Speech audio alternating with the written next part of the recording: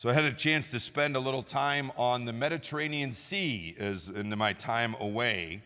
And thankfully on the big boat that we were on, didn't have any major issues.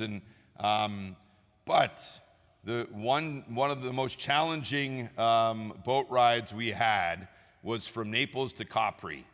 And they weren't guaranteeing rides home, so that should have been maybe a little bit of a warning signal. But and our line had nobody in it because everybody was going on the bigger boat. But nonetheless, there we were, and it was still a big boat, probably 150 people on it transferring, and it was kind of one of the most chaotic things I've ever been a part of. I don't want to get into gory details if some of you ate an early breakfast, but there was a lot of getting sick, bags being thrown around, people crying, I mean literally wailing, moaning. It was quite scary, and especially for my nieces and nephews, the younger ones especially. And you know, it kind of reminded me. I don't know that I always appreciate these storms at sea that the apostles find themselves in these couple moments in the Gospels, and really how terrifying of a moment that could have been, even with them being experienced, because that was part of the problem. My nieces would say later, like they literally thought we were gonna not survive, that the boat was gonna tip because we were getting rocked so much and jumping on the waves. So in that context, you know, here we have this powerful moment, this powerful encounter the apostles have with Jesus, made very powerful too. If you've seen The Chosen, it was the last episode of season 3. So haven't been with you in a while, so you guys got to hear your regular dose of The Chosen. So it's a very powerful end of that season, which is where they ended right now, and they're producing season 4 right now. So check that out as well. But nonetheless, we see Jesus assure them in the midst of this, these great words that we sang about, that I've said repeatedly are probably my 3 most favorite phrases from Jesus in the gospel. If we could really pray with them and hear them every day: take courage, it is I, do not be afraid. Now the challenge is they were tempted to not think Jesus was with them or God was with them. They thought he was a ghost, right? And that could be one of our temptations. When the storms come, we start to question God. Is he a ghost? Is he real? Is he with us?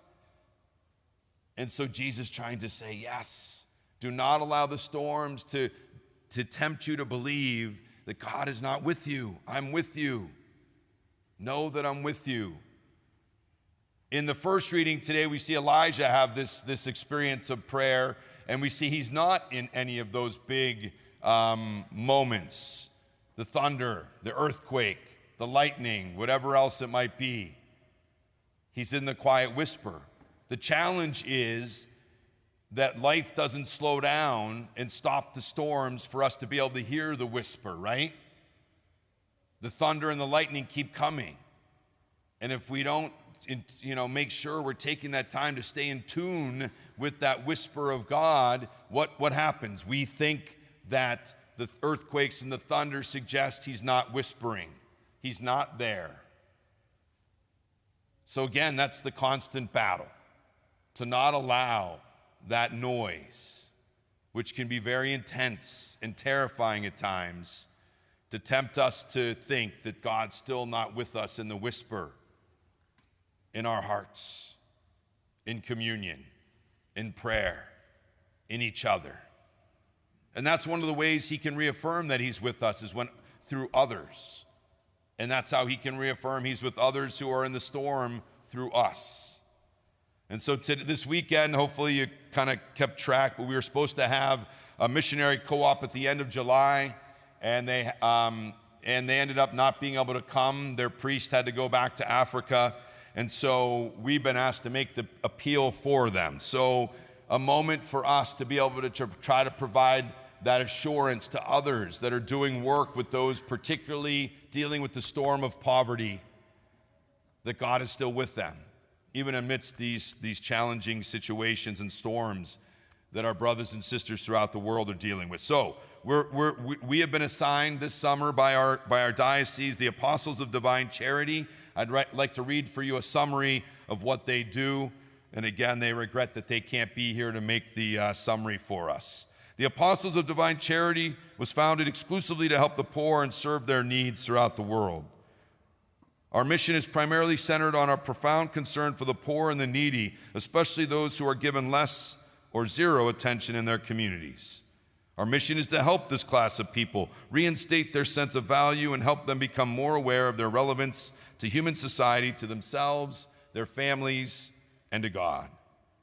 Our intention is to offer counseling to them, understand their needs, provide education to them, and discern the best ways of helping them become better persons for the sake of God's kingdom.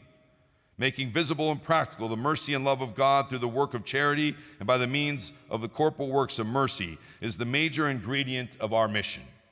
Our utmost desire is to be the mouthpiece of God and another Christ to the poor and the needy. So this is the summary of those who are missionaries of the poor, but now we talk about how they achieve that mission. They provide education to children and youth who have interest to go to school but have no one to support them. They also offer adult education to those interested. They provide health care services to the people of God.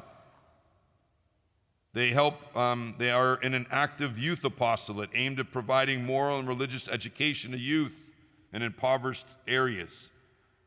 Ministering to orphans and vulnerable children occupies an important place of their charism.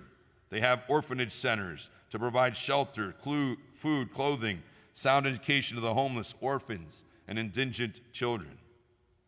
They also extend their apostolate to priests and religious who are retired or inactive due to their health conditions or other reasons, and elderly people whose family members are not able to care for them.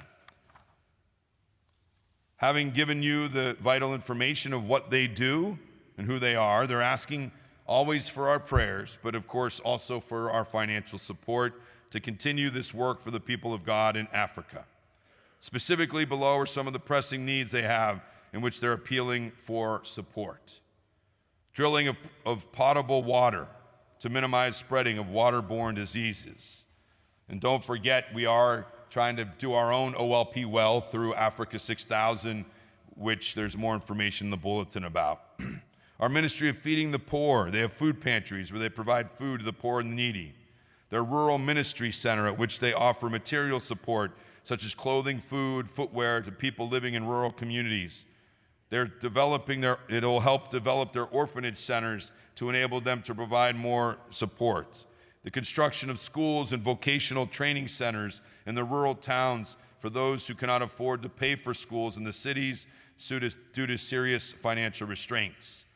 It'll help fund their scholarship and vocational training programs where they intend, again, to build classrooms, workshops, provide and purchase advanced machines and equipment to enhance the training programs that they have.